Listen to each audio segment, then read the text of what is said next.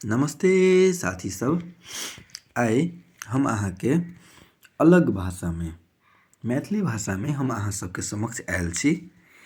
आइ के टॉपिक एकदम बहुत रोचक, बहुत नीक, जे अहाँके जम्मे जतेक गोटा लोकसभा सबके तैयारी करै छियै और नहियो करै छियै ओहि सबके लेल जानकारीके लेल बहुत नीक अजुका टॉपिक छै।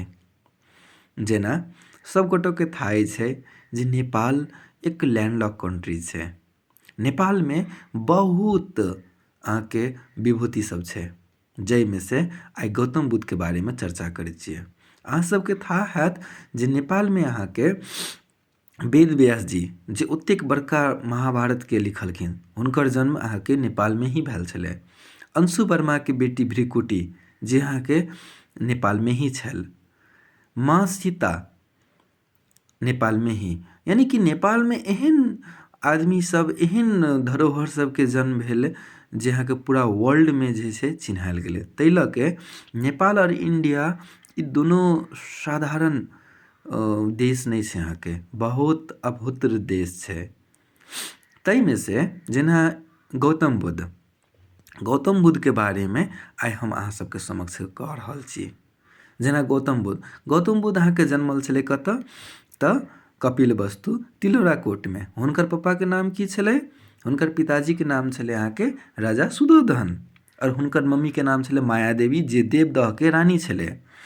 तकर बाद हुनकर पप्पाके अहाँके बहुत लेट से जाके जे छै ने अहाँके गौतम बुद्धके जन्म भेलै। विवाह भेलाके बाद 20 वर्ष विवाह भेलाके बाद जे छै 20 वर्ष तक अहाँके कोनो संतान सब नहीं छलै। ओहि लऽ के जे छै अहाँके दुनू गोटा, हुनकर मम्मी अहाँके गौतम बुद्धके मम्मी मायादेवी और हुनकर पापा सुधोधन बहुत मंदिर सब घूमलकै अहाँके। तकर बाद ओते अहाँके यक्ष सबके मंदिर छै, ओहिमे जाके अहाँके पूजा पाठ केने छलै उ सब अहाँके बच्चाके लेल।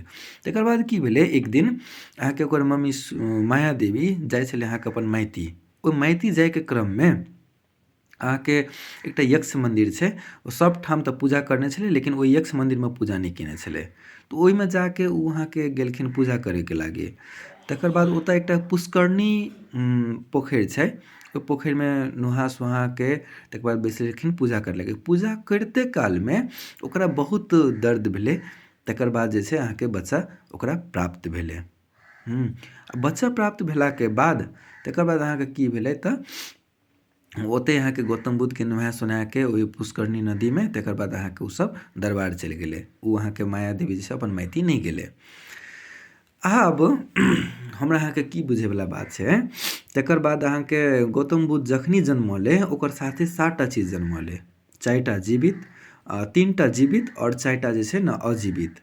3 टामे की ओकर कनिया गोपा, तकर बाद अहाँके ओकर जे छै सार्थक, जे सारथी जे छलै घोड़ा चलाबैला, ओकर जेकर छंदक नाम छलै, तकर बाद घोड़ाके नाम कंथक छलै। ई 3 टा चीज जन्मले और 4 टा जे छै ने अहाँके सोनाके घोड़ा छलै, उ अजन्मा छलै। ठीक छै। एकर जन्म अहाँके कहिया भेलै तऽ 563 ईसाई पूर्व 563 में जाके एकर जन्म भेलै, बैसाख पूर्णिमाके दिन। ओहिमे शुक्र दिन भेल छलै एकर। तकर बाद एकर गौतम बुद्धके जे मतलब होइ छै ब्यूजेके मान छै, जे कि ब्यूजला मान छै। एकर जे छै ने अहाँके ई सब शाक्य वंशके छलै, ई अहाँके गौतम बुद्ध ई सब। तऽ एकर बाद 7 दिनेके बाद जे छै ने एकर अहाँके मम्मियोके मृत्यु भऽ गेलै 7 दिनके बाद। एकर साथ 7 अंक जे छै ने बहुत जुड़ल छै। देखियौ, ई जब जन्म लेलकै तऽ 7 टा अंक अथी भेल छलै, 7 टा चीज जन्मल छलै। मरलाके बाद, ई जन्मलाके बाद एकर मम्मियोके जे छै मृत्यु भऽ गेलै 7 दिनमे। एकरा जे छै ने अहाँके मरलाके बाद एकर सानी मम्मी, जे हम अहाँ मैथिलीमे मौसी कहै छियै, उ अहाँके प्रजावती गौतमी जे छै ने अहाँके एकरा हेर पालन करलकै, तकर बाद अहाँके केयर करलकै। ठीक छै। तऽ ओहिपर जाके जे छै ई अपन नमहर भेलै। तऽ तकर बाद की भेलै, एकर पप्पा जे छलै अहाँके सुधोधन, ई चाहै छलखिन जे हम अपन बच्चाके एकदम चक्रवर्ती बहुत नीक राजा बनाबी। एकरा की करे एकदम ट्रेनिंग सब देलकै अहाँके, लेकिन एकरा कोनो फर्क नहीं पड़लै ओहिसँ। ओहिमे की भए गेलै, जब 7 वर्षके छलै ने तब यहाँके दरबारके बाहरमे छै ने 4 टा चीज देखलकै। एकटा ई देखलकै जे आदमी बूढ़ होइ छै, हाँ, तकर बाद जे छै आदमी रोगी होइ छै, हाँ, तकर बाद आदमी एकटा मरलाहा आदमीके देखलकै। तऽ एहि चीज सबसँ जे छै ने ओकरा आओर बहुत पीड़ा देलकै कि ओहेमे की भेलै अहाँके, तकर बाद 16 वर्षके तकर बाद गौतम बुद्धके पप्पा जे छलै सुधोधन, एकरा अहाँके 16 वर्षके उमेरमे शादी करि देलकै। गोपा जे छै ओकरे मामाके छोरी छलै, ओकरा सङ्गे बियाह करि देलकै। गोपो छलै अहाँके 16 वर्षके छलै, ठीक छै। तकर बाद 19 वर्ष तक तऽ शादी विवाह भेलाके बाद भी जे छै बच्चा सब नहि भेलै। तकर बाद राहुलके जे छै ने अहाँके की भेलै, जन्म भेलै। तऽ राहुलके मतलब होइ छै अहाँके कोमल। राहुलके मतलब होइ छै कोमल। सभगोटे तऽ बहुत खुशी भेलै, बहुत धूमधाम भेलै, लेकिन गौतम बुद्ध जे छै ने एको रत्ती नहि खुशी भेलै। आब कहलकै आब जे छै हम मोह मायामे फँसलियै आब कहिके। तकर बाद ई की करलकै, गौतम बुद्ध जे छै अहाँके दरबार छोड़ैके जे छै विचार करलकै। और गौतम बुद्ध जे छै दरबार छोड़ि कऽ निकलि चलि गेलै। गौतम बुद्ध जे जतऽ जाके निकललै ओतऽ जाके नहेलकै ओ। एकटा नदी छै, ओहि नदीके नाम छै अहाँके आनू नदी। गौतम बुद्ध जतऽ नहेने छै ओहि नदीके नाम छियै आनू नदी। ओतहि जाके अहाँके ई पूरा अपन केश तेश सबटा कटेलकै है ने, ओकरा अथी कहै छै खोरे कहै छै, जतऽ कपाल सपाल सबटा कटेलकै ओकरा खोरे कहै छै। ओ तकर बाद अहाँके की भेलै तऽ मगध राज्यमे जाके पहुँचलै। जे मगध राज्यके बारेमे अहाँ सबके था अइ जे चंद्रगुप्त जे छै ओकर संस्थापक छलै। हाँ, चंद्रगुप्तके बेटा छलै बिम्बिसार। बिम्बिसार एकरा की केलकै, बहुत नीकसँ समझेलकै बुझेलकै, लेकिन जे छै ने ई किछु नहि बुझलकै अहाँके। ई साफे कहलकै जे हमरा नहि, जे हम मार्गपर निकलल छियै हम अथी करबै। ई जाइत जाइत जाइत छै एकटा अहाँके बोध गया पहुँचलै। बोध गयामे जाके उर्बेली जंगल छै, उर्बेली जंगलमे की करलकै अहाँके ई बैसिकऽ लम्बा तपस्या करले भिड़लै। तपस्या करैके क्रममे एकरा 6 साल तक किछो नहि भेलै, ठीक छै। एक दिन की भेलै, जब अहाँके पूरा लाइट जे छै अहाँके सूर्य अस्ताबैके बेला छलै, ओहि टाइममे की भेलै, ओहि गामके किछु लड़कीसब जे छै अहाँके पानिके घैलामे पानि लै लऽ जाइ छलै अहाँके घैला लऽ के। तऽ ओहिमे ओसब गीत गाबिते जाइ छलै, ठीक छै। जे तानपुरके बाजा छै ओ तानपुरके बाजा बजाबै छै तऽ बाजै छै कहिके एनाहिते गीत छलै एकटा। तऽ गौतम बुद्ध जे छै ने ध्यान दए कऽ सुनलकै ओहि गीतके, तऽ ओ की दिमाग लगेलकै ओहि अर्थ की लगेलकै जे ई भुखले पेट ई तपस्या ताकि देहके त्याग करि कऽ है ने ज्ञान प्राप्त होइवला नहि छै, ठीक छै। से खाना पीना खा के नीकसँ ध्यान करै छै तब जाके ज्ञान होइ छै। तऽ ओही दिन जे छै ने ओ अहाँके की करलकै, ओ उर्बेली गाँवमे जे छै गेलै। तऽ उर्बेली गाँवमे अहाँके एकटा ब्राह्मणके लड़की छलै जकर नाम छै सुजाता। तऽ ओकरा की करलकै, ओ खीर बना कऽ देलकै। तऽ ओही रातिमे जे छै ने एकरा अहाँके ज्ञान प्राप्त भेलै। ज्ञान प्राप्त भेलै तऽ 4 टा चीज जे छै ने अहाँके सिखलकै ओहिसँ, जे दुःख छै संसारमे, दुःख छै संसारमे, दुःखके निवारण छै। तकर बाद जे छै अहाँके दुःखसँ मुक्तियो पाबि सकै छियै हम अहाँ, है ने, ओकर उपायो छै, मुक्तिके उपायो छै। ई 4 टा चीज अहाँके ओ कहलखिन। तऽ ओ शुरूमे अहाँके पाली भाषामे जे छै ने अहाँके ई ज्ञान दै लगलखिन सबके।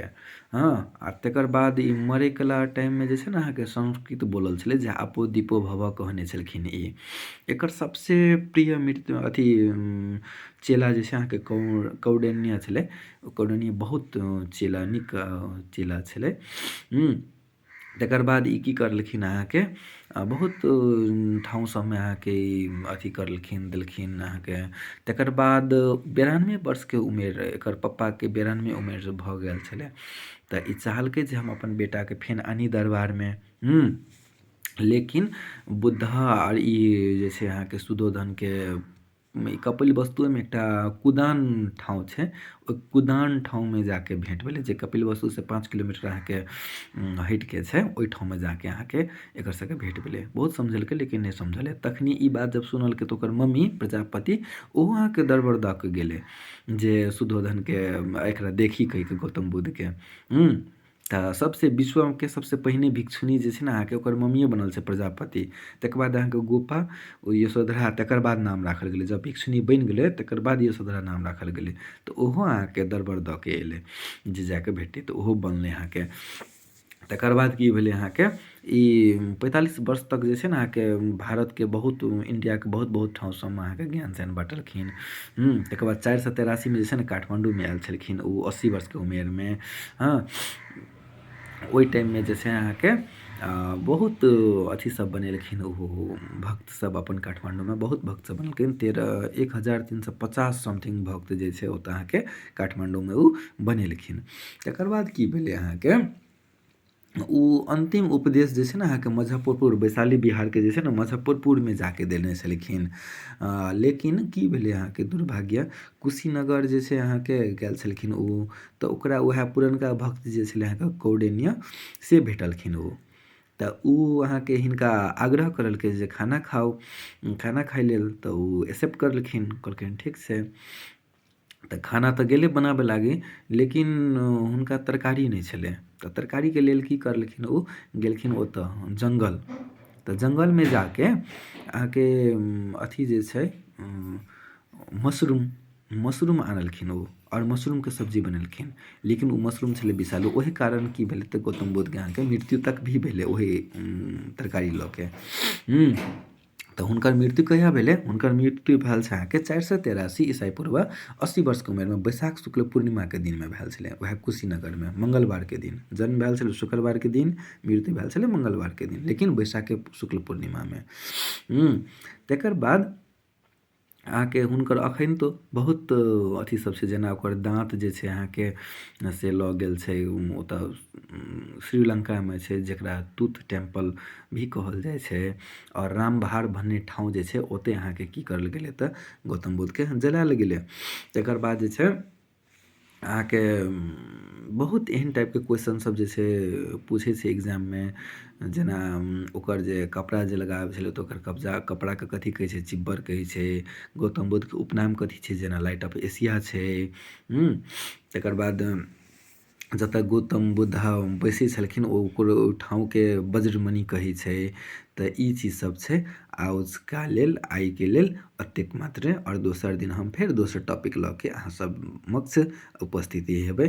कुछो भी एहिमे गलती भेल हेतै त्रुटि भेल हेतै ओहि चीजके माफ क्षमा करब। धन्यवाद।